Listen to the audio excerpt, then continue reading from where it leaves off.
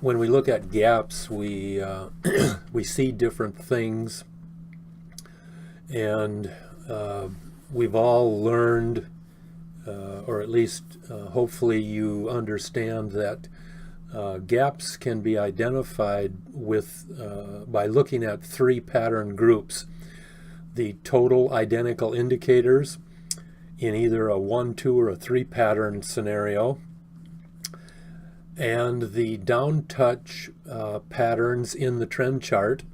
Keep in mind probably 75 to 80% of the down touches that all occur within the trend chart.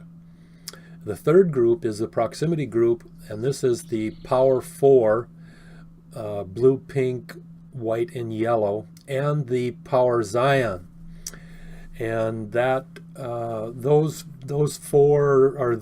three groups then are the three that we look at to see the gaps, primarily, I'll say just gaps up.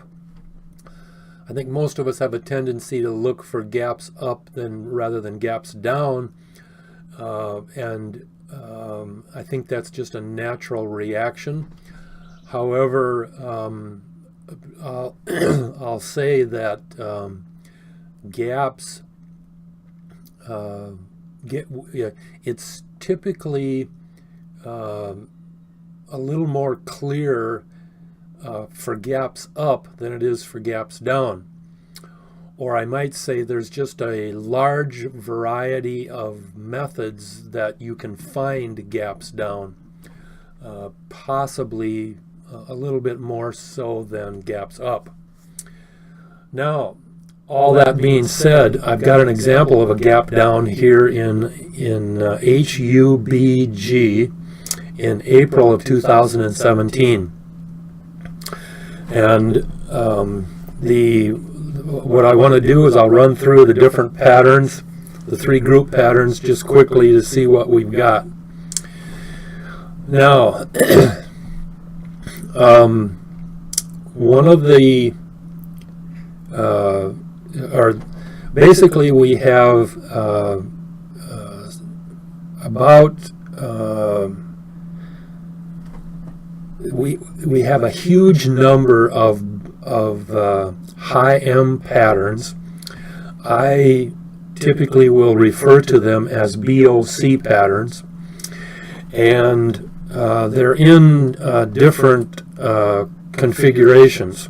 And by that I mean, if you look down here in the Power Pink, you can see that it's quite obvious that we have a BOC higher pattern, which if you're not familiar with the strength definitions, a BOC on a peak is by definition divergent, and when in this case the pink is probably, the right leg is probably 2.5 or maybe even 3 times longer than the left leg.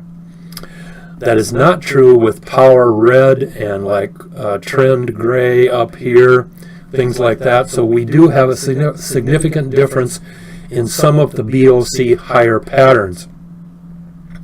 Now, those we have probably, I'm going to say, I didn't count them real close, but I know it's real high, like 16, 17 pattern in a BOC pattern.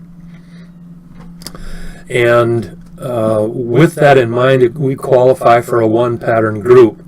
If we look at the trend chart, we see that red and green and gray are all above the trio, yellow, pink, and blue, but they did not cross 0.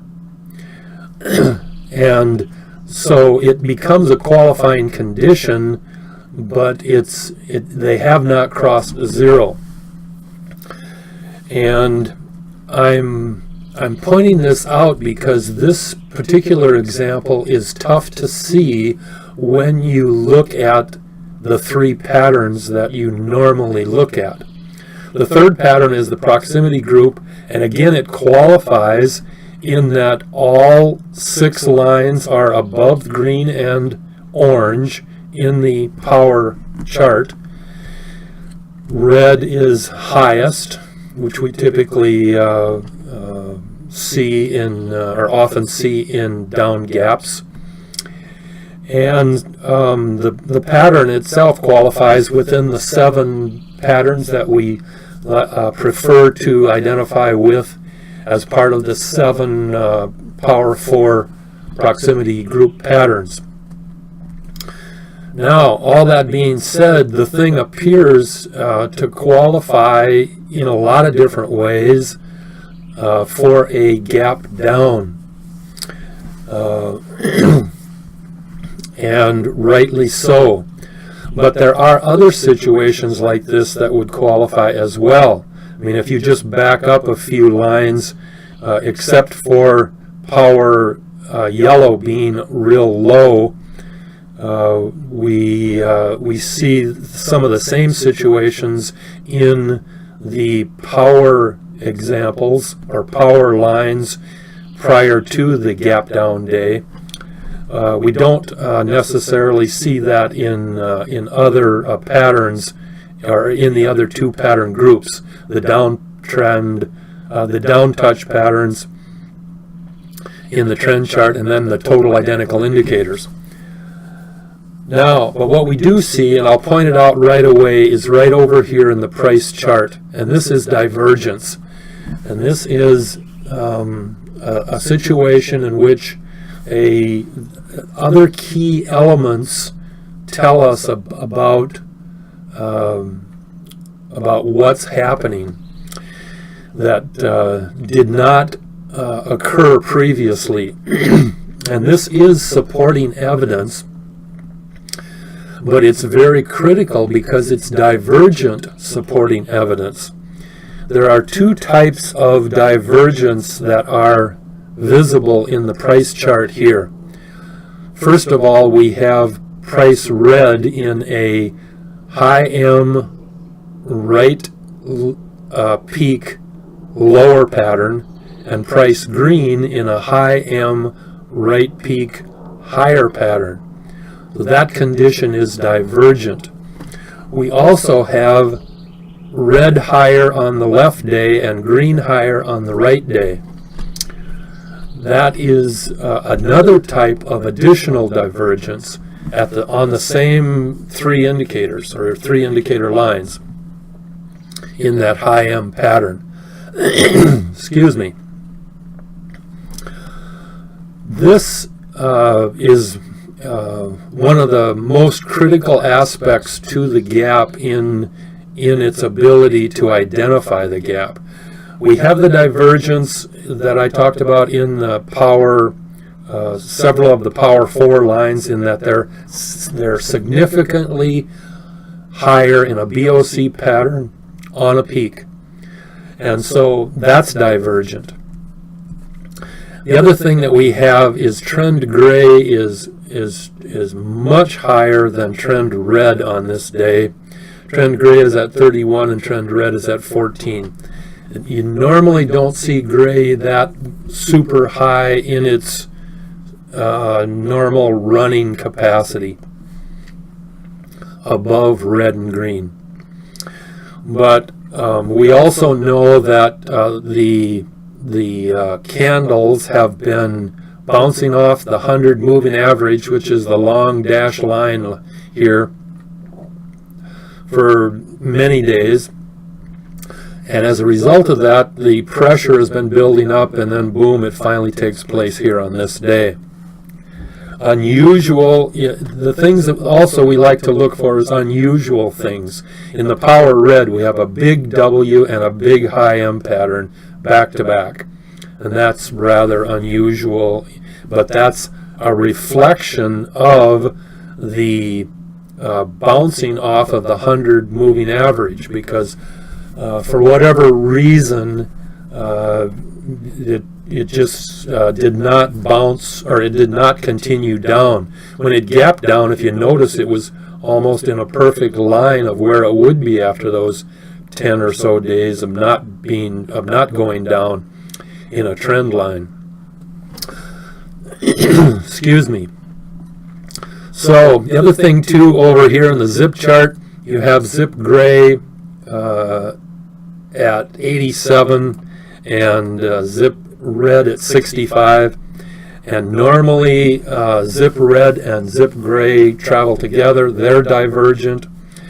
And when you have two peaks, it oftentimes acts like when you have a red-gray peak, it often acts like a red-green peak, which are red-green twin peaks, which is a down pattern. And so those two are divergent. So, excuse me again. We have a lot of divergence within the system on this day, but the big one, because we have scans set up to pick up these particular movements, like we see right here, because they happen a little more frequently than other types of patterns. And as a result, they're significant in the fact that it's a gap down. So the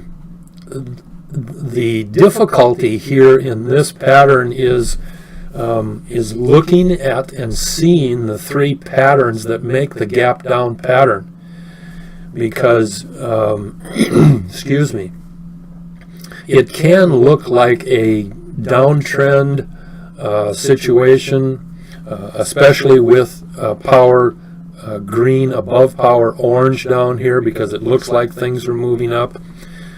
But of course the trend trio has just crossed over the zero line, and if any downtrend is going to occur, it usually happens near the zero or just under the zero. So this is an example of divergence in a movement, in this case a gap down movement, very significant gap down movement, because it gapped down from a high of 47 to a low of the next day. It was 40, so it gapped down $7. Excuse me, I just had to punch that out on the lines. But the main thing that I want to convey here is that down gaps are usually a little bit tougher to see, but the basic formula of analyzing the three patterns is the thing that we need to do first. We often look for brief upturns, like you see here on the I'm going to switch back to the chart. For like you see here, the last 3 days have been slightly up. In a reverse situation, when you may see 2 or 3 candles down right at the end, right before a big gap up, it's the same type of thing. And so sometimes you can spot stuff like that before it happens. Just like if I move this green line over here, here's 3 days down, and we have a green line, but if you notice in the trend chart here, we have trend red down touching pink and trend green right just under pink. And so and we also have trend gray in a low angle down, which says it's going to go up the next day. So there was a good movement up on the day after the green candle right here. It went from a low of 44.85 to 46.70, so it was just short of $2 in its movement that day, on the day after this vertical green line right here. Excuse me. So just at a quick glance, you can see things in the candles, and you can then verify them in the indicator lines and see what you have there. So another good example of a gap down situation, but it's gap down with divergence.